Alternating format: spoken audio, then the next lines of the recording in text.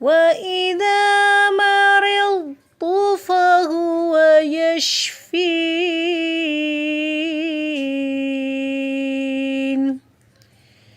السلام علیکم ورحمۃ اللہ وبرکاتہ. عطا بن نبی رباح کو ابن عباس کہتے ہیں جو کہ ایک صحابی ہیں. الا اریک امرأۃ من اہل الجنہ، کیا میں جنت والوں میں سے ایک عورت کو نہ دکھاؤں تمہیں جو عورت جنت میں جائے گی؟ قلت بلا، تو عطا کہتے ہیں کیوں نہیں؟ قال هذه المرأۃ السوداء، یہ جو سیاہ فام عورت ہے، ان کا نام ام ظفر تھا زی سے، اور ان کو مرگی کا دورہ شیطان کی دراندازی سے پڑتا تھا. ایک روایت میں آتا ہے وہ کہنے لگی مجھے شیطان خبیث سے ڈر لگتا ہے کہ کہیں وہ مجھے ننگا نہ کر دے. یعنی شیطان ان کو پوزیس کرتا تھا اور بے ہوشی میں ان کے کپڑے کھل جاتے تھے. تو رسول اللہ صلی اللہ علیہ وسلم نے ان کے لیے دعا فرما دی. اور اسی طرح یہ بھی روایات میں آتا ہے کہ اس کے بعد جب انہیں شیطان کی طرف سے خطرہ محسوس ہوتا، انہیں پتہ چلتا جیسے میں بے ہوش ہونے لگی ہوں، تو وہ غلاف کعبہ کو پکڑ لیتی تھی. ٹھیک ہے، یاد رکھیے کہ شیطان بھی انسان پہ اثر ڈال سکتا ہے. ٹھیک ہے، اور اس کا علاج دعاؤں اور قرآنی آیات کے ساتھ کیا جاتا ہے، کیونکہ ڈاکٹرز اس دورے کے سبب کو نہیں جانتے. ٹیسٹ وغیرہ سارے کلیئر آتے ہیں، پھر بھی انسان بیمار ہوتا ہے. اس کی دلیل کیا ہے؟ اس کی دلیل قرآن مجید سے ملتی ہے. الذین یأکلون الربا لا یقومون الا کما یقوم الذی یتخبطہ الشیطان من المس. وہ لوگ جو سود کھاتے ہیں کھڑے نہیں ہوں گے مگر جیسے وہ شخص کھڑا ہوتا ہے جسے شیطان نے چھو کر خبتی بنا دیا. خبتی کا مطلب یہ اس کا اب دماغ کام نہیں کرتا. جہاں تک سنت سے دلیل کا تعلق ہے، یعلا بن مرہ ثقفی سے مروی ہے، وہ کہتے ہیں کہ میں نے رسول اللہ صلی اللہ علیہ وسلم کی معجزات میں سے 3 چیزیں دیکھی. ان میں سے ایک یہ ہے کہ ہم آپ کے ساتھ کہیں جا رہے تھے اور ایک پانی کی جگہ پہنچے، وہاں ایک عورت اپنے لڑکے کو لے کر آپ کے پاس آئی. لڑکے پہ دیوانگی طاری تھی، یعنی بے ہوش تھا یا بے ہوشی میں باتیں کر رہا تھا. نبی صلی اللہ علیہ وسلم نے لڑکے کی ناک پکڑ کر کہا نکل جاؤ، میں محمد الرسول اللہ ہوں صلی اللہ علیہ وسلم. وہ کہتے ہیں اس کے بعد ہم نے آگے کا سفر اختیار کیا. جب واپسی میں اس پانی کے پاس سے دوبارہ گزرے تو آپ صلی اللہ علیہ وسلم نے اس عورت سے اس کے لڑکے کا حال دریافت کیا. تو اس نے کہا اس ذات کی قسم جس نے آپ کو حق کے ساتھ بھیجا ہے، ہم نے آپ کے بعد اس لڑکے میں کوئی بیماری نہیں دیکھی. یعنی وہ جن جس نے اس کو تنگ کیا ہوا تھا وہ نکل کے چلا گیا اور اس کے بعد وہ بچہ اچھا بھلا ہو گیا. اسی طرح یہ چیز مشاہدے سے بھی پتہ چلتی، شواہد ہیں اس کے. ٹھیک ہے، اور متواتر مشاہدے کیے گئے ہیں ایسے دوروں کے، پرانے زمانے میں بھی اور آج کے جدید زمانے میں بھی. ہوتا یہ ہے کہ شیطان جب بنی آدم کے جسم میں داخل ہوتے ہیں تو ان کو دورہ ڈال دیتے ہیں، یعنی ان کے دماغ پہ چھا جاتے ہیں، ان کے حواس پہ چھا جاتے ہیں، کبھی ان پر ظلم کرتے ہوئے اور کبھی ان سے عشق اور محبت کرتے ہوئے، یا کوئی اور وجہ بھی ہو سکتی ہے. ٹھیک ہے، ابن تیمیہ رحمہ اللہ نے ایک واقعہ ذکر کیا ہے. ابن قیم نے اپنی کتاب زاد المعاد میں اس کو امام ابن تیمیہ سے نقل کیا ہے کہ ان کے پاس ایک دورہ پڑے ہوئے شخص کو لایا گیا. تو ابن تیمیہ نے اس شخص سے گفتگو کی جس کو دورہ پڑا ہوا تھا.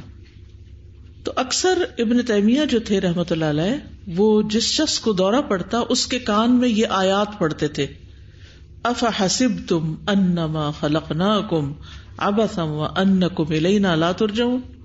تو کیا تم سمجھتے ہو کہ ہم نے تمہیں یوں ہی بے مقصد پیدا کیا اور یہ کہ تم ہماری طرف واپس نہیں لائے جاؤ گے؟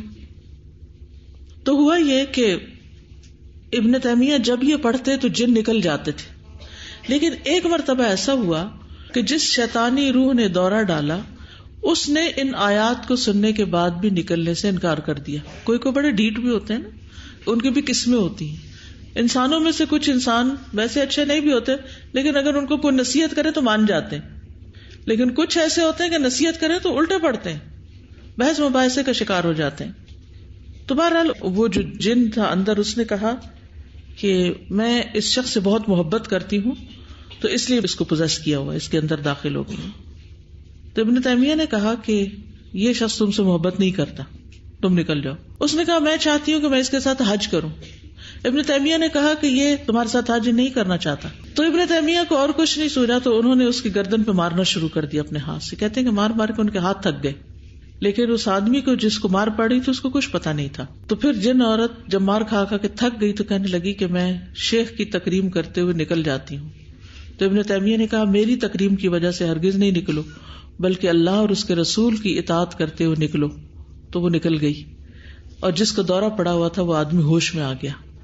تو اس شخص نے کہا کہ مجھے یہاں کیوں لایا گیا, ابن تیمیہ کے پاس کیوں لے آئے؟ لوگوں نے اس حیرت سے کہا کہ تمہیں پتہ ہی نہیں, تم مار نہیں پڑی تمہیں ابھی اتنی ساری؟ تو اس نے کہا اللہ کی قسم مجھے اس کا کچھ پتہ نہیں, مجھے کوئی مار نہیں پڑی, اور نہ میں نے ان کو اپنے سے ہم کلام ہوتے ہوئے سنا ہے, اور ایسا کچھ بھی نہیں ہوا.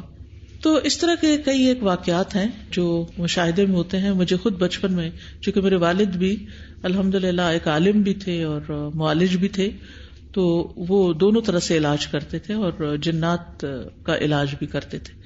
تو ہمارے گھر میں بعض اوقات کوئی ایسا شخص لایا جاتا جس کو جن ہوتا, تو وہ اسی طرح کوئی آیت یا کچھ لکھتے تھے, اب مجھے نہیں معلوم کیونکہ ہم بہت چھوٹے تھے, تو اس کو پھر جلا کے اس کے دھونی دیتے تھے ناک میں اور کان وغیرہ میں.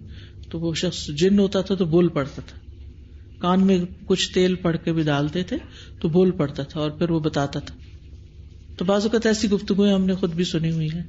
اور پھر اس کو کہتے تھے کہ چلے جاؤ, اور پھر یہ کہ جانے کی کوئی نشانی چھوڑ کے جاؤ کہ تم چلے جا رہے ہو. تو پھر بعض اوقات وہ کوئی چیز پھینک کے جاتے یا کچھ.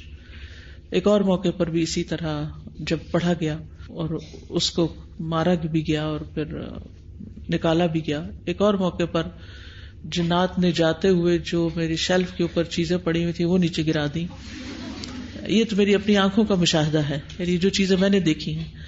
بہرحال آپ لوگوں نے بھی کئی ایسے واقعات سنے ہوں گے کہ جب دورہ پڑتا ہے تو مریض بولنے لگتا ہے, جب وہ ہوش میں آتا ہے تو اس کو کچھ پتہ نہیں ہوتا اس نے کیا کہا اور کیا نہیں کہا. تو بہرحال اس کا علاج ممکن ہے, اور یہ علاج ایسے ہی کریں جیسے ابن تیمیہ نے کہا. اور یہ بات بھی سیکھیں کہ انہوں نے کہا کہ میری خاطر مت جاؤ, کیونکہ بعض اوقات ہم کوئی اچھا کام کرتے ہیں تو ہم اس کو انسانوں سے منسوب کر دیتے ہیں کہ آپ کی وجہ سے ہم نے یہ نیک کام کیا یا آپ کی خاطر کیا.